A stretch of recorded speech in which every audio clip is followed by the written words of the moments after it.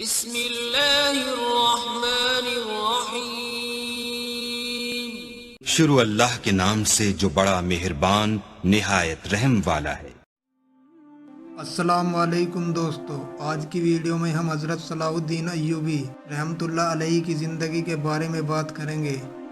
ایک دن حضرت صلاح الدین ایوبی اپنے بچپن میں اپنے پڑوس کے بچوں کے ساتھ کھیل رہے تھے تو ان کے والد آئے اور انہیں اونچا اٹھا کر کہا، میں نے تمہاری ماں سے اس لیے شادی نہیں کی اور نہ ہی تمہاری ماں نے تمہیں اس لیے پیدا کیا کہ تم بچوں کے ساتھ کھیل کود میں مشغول رہو، بلکہ میں نے تمہاری ماں سے شادی اور اس نے تمہیں اس لیے پیدا کیا تاکہ تم بیت المقدس کو آزاد کراؤ۔ پھر اوپر سے ہی چھوڑ دیا، جس سے صلاح الدین ایوبی زمین پر گر گئے اور انہیں چوٹ لگ گئی۔ باپ نے پوچھا، چوٹ لگی، درد ہو رہا ہے؟ انہوں نے کہا ہاں۔ تو باپ نے کہا، پھر روتے کیوں نہیں اور نہ ہی چلا رہے ہو؟ صلاح الدین ایوبی نے جواب دیا، مسجد اقصی آزاد کرانے والے روتے چلاتے نہیں۔ صلاح الدین ایوبی کرد نسل سے تھے۔ 1138 عیسوی میں کردستان کے اس حصے میں پیدا ہوئے جو اب عراق میں شامل ہے۔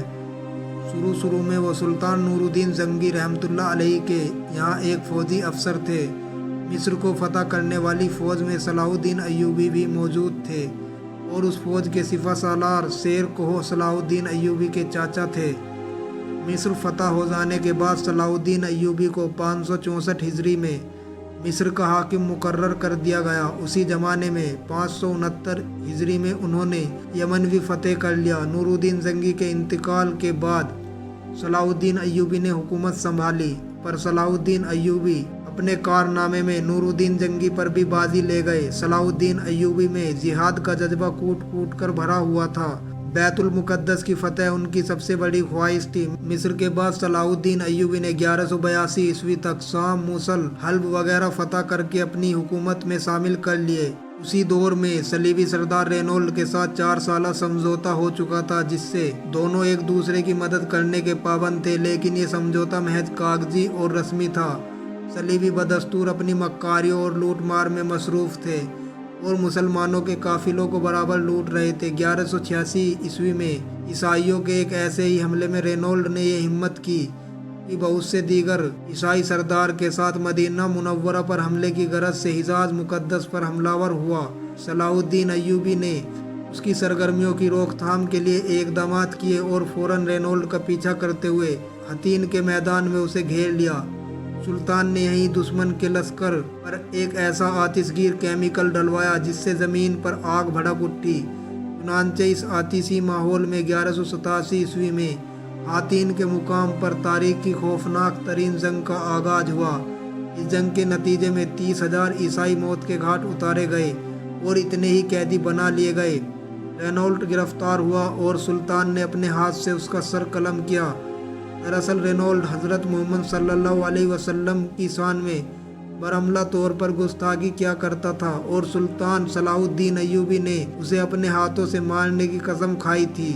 سلطان صلاح الدین ایوبی کی ہمیشہ سے ہی بیت المقدس کو فتح کرنے کی خواہش تھی۔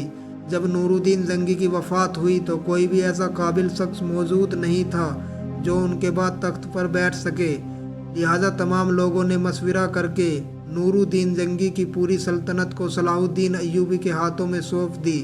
سلطان صلاح الدین ایوبی کو جب تخت پر بٹھایا گیا تو ان کی عمر صرف 21 سال تھی۔ اب صلاح الدین ایوبی کو بیت المقدس کو فتح کرنے کا وہ موقع ملا جس کی انہیں ہمیشہ سے ہی تلاش تھی۔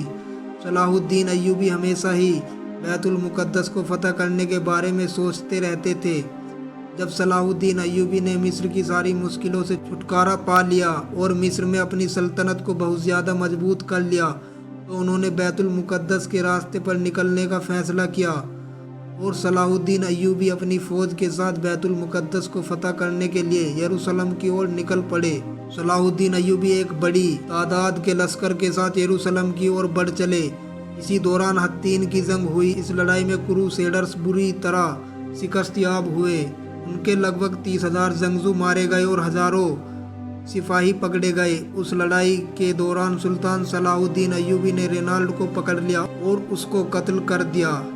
इस जंग के बाद सुल्तान सलाहुद्दीन अय्यूबी ने यरूशलेम को घेर लिया और एक हफ्ता बाद यरूशलेम को जीत लिया गया। 100 सालों के बाद मुसलमानों ने यरूशलेम को फिर से फतह कर लिया। सलाहुद्दीन अय्यूबी एक अजीम जंगजू थे। सलाहुद्दीन अय्यूबी के क्रूसेडर्स के साथ किए गए हुस्न सलूक की वजह से ईसाई अब भी उनकी बहुत इज्जत करते हैं। अगर आपको ये वीडियो अच्छी लगी हो तो लाइक करें, कमेंट करें और अपने दोस्तों के साथ इसे शेयर करें। और मज़ीद इस तरह की इन्फॉर्मेटिव वीडियो देखने के लिए हमारे चैनल को सब्सक्राइब करें। अल्लाह हाफिज़।